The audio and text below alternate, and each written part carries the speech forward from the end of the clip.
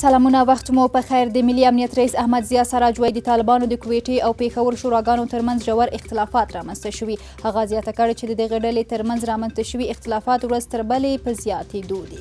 امریکا وایي له افغانستانه د خپلو سرتیرو د خوندي وتلو لپاره یې سیمې ته 2 B-52 بم غورځوونکي الوتکې او سلګونه ځواکونه استولي دي. ټاکل شوي چې ټول بهرني سرتیري د سپټمبر تر 11 له افغانستانه څخه ووځي. افغانستان، پاکستان او ترکیې له طالبانو څخه د مذاکراتو د بیا پیلېدو او د اوربند د ټینګښت غوښتنه وکړه.